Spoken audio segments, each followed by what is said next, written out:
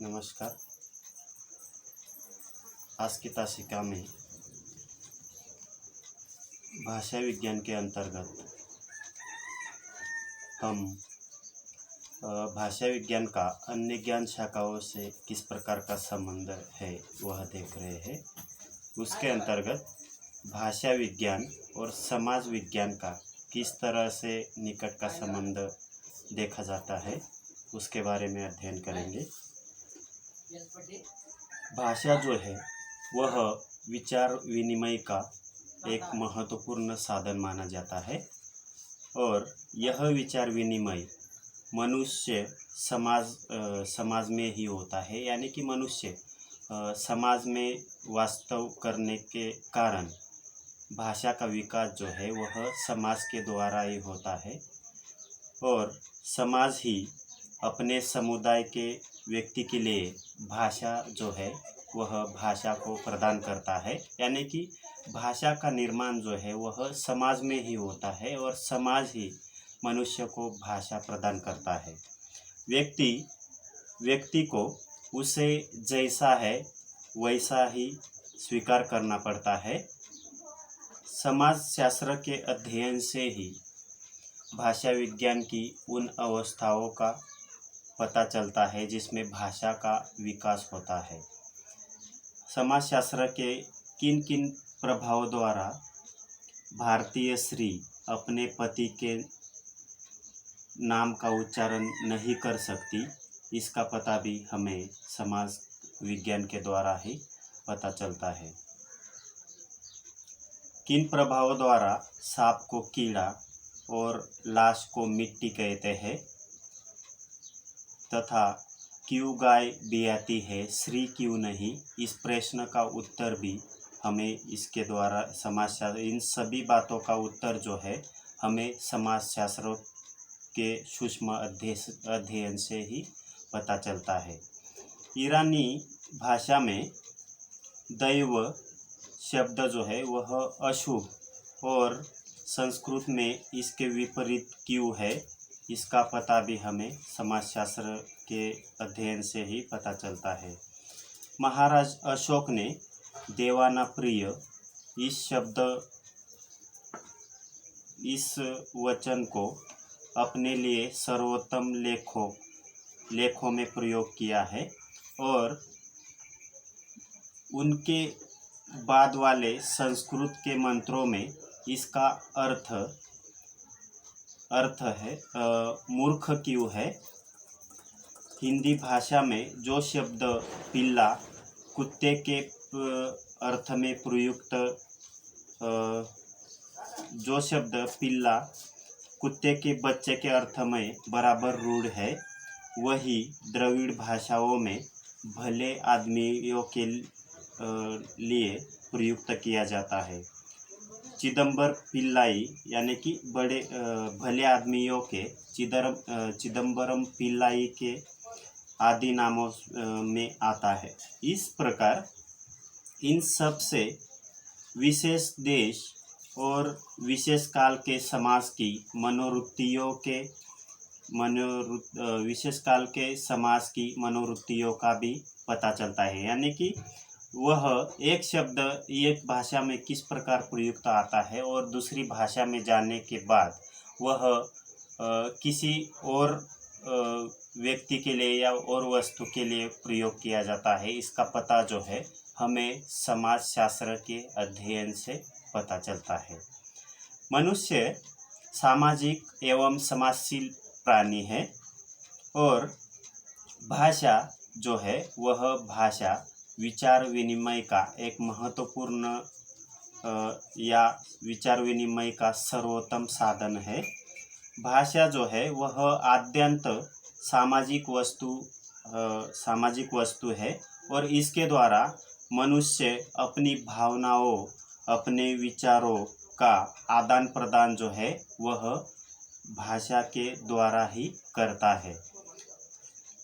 भाषा यह समाज का दर्पण है और समाज भाषा का अनुचर होता है, इसलिए समाज में रहते हुए वह भाषा का ग्रहण करता है, वहाँ पर अनुचर होने के कारण वह समाज से ही भाषा का अनुकरण करता है और वह भाषा के द्वारा अपने विचार, विनिमय, भावनाएं दूसरों तक प्रकट करने का कार्य जो है वह करता है। इसलिए समाजशास्त्र और भाषा विज्ञान का जो संबंध है वह गहरा माना जाता है। भाषा समाज में ही उत्पन्न और समाज में ही विकसित होती है। किसी भी समय में कोई भाषा उस समय के समाज को प्रतिबिंबित करने का कार्य करती है, यानी कि वह भाषा किस समाज में उत्पन्न हुई और किस समय में वह उसका विकास हुआ, वह समाज के उस समय को प्रतिबिंबित करने का कार्य करती है। हर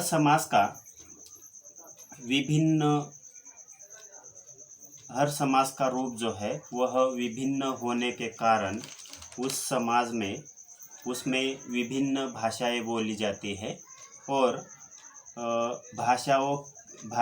विभिन्न भाषाएं एवं उसके अनेक रूप जो है वह हर एक समाज में अलग अलग प्रकार से दिखाई देते हैं।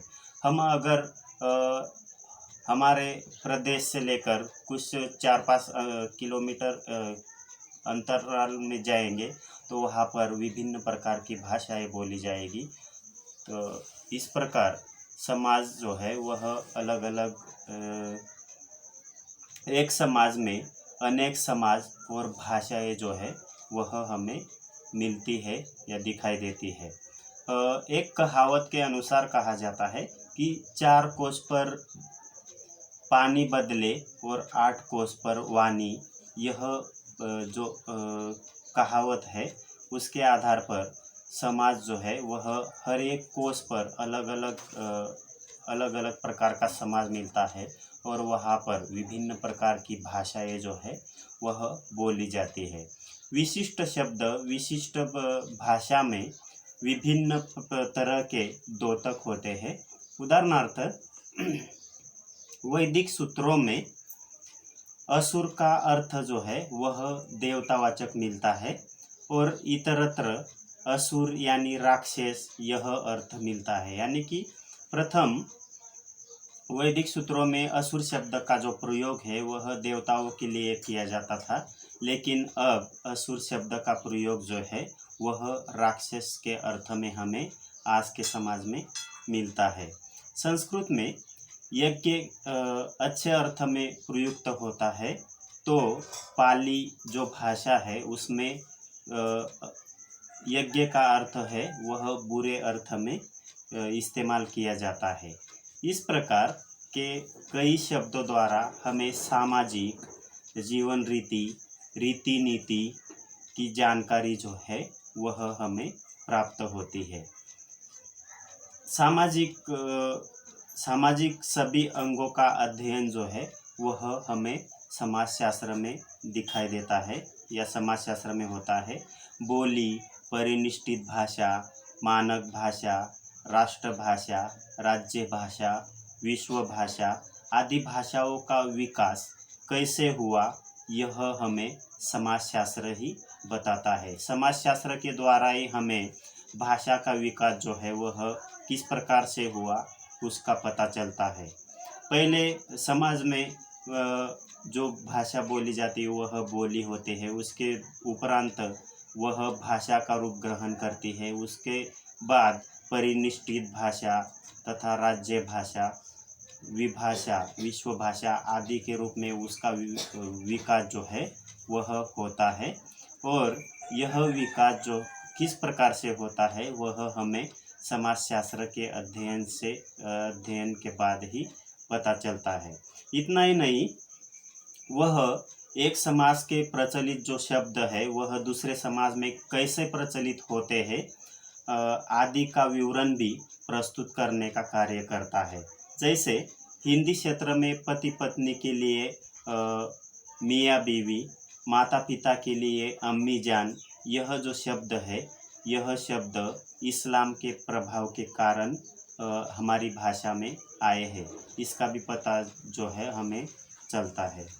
भाषा के प्रयोग के विभिन्न शब्द आदरार्थ, सामान्य, अनादरार्थ मूलतः समास से ही संबंध होते हैं। यानी कि हम आदर भाव से अगर किसी को पुकारेंगे तो वो हम आप शब्द का इस्तेमाल करेंगे, तथा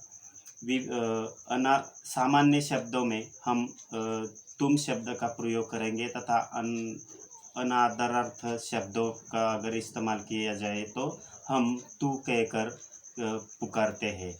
इसका भी पता हमें समाजशास्त्र के द्वारा ही पता चलता है। इस प्रकार भाषा विज्ञान के अध्ययन के लिए हमें समाजशास्त्र का होना नितांत आवश्यक है। भाषा विज्ञान के अंतर्गत किसी भाषा और इस भाषा को जिस समाज के व्यक्तियों द्वारा बोला जाता है उनके बीच के संबंध का अध्ययन एवं विश्लेषण किया जाता है। यानी कि समाज भाषा विज्ञान में इसका अध्ययन किया जाता है। इसमें समाज के भाषा पर पड़ने वाले प्रभावों और भाषा के समाज पर पड़ने वाले प्रभावों का अध्ययन भी समाज भाषा विज्ञान के अंतर्गत किया जाता है या समाजशास्त्र के अंतर्गत किया जाता है। सामाजिक विज्ञानों में भाषा जो है वह भाषा की सबसे बड़ी इकाई जो है वह प्रोक्ति होती है।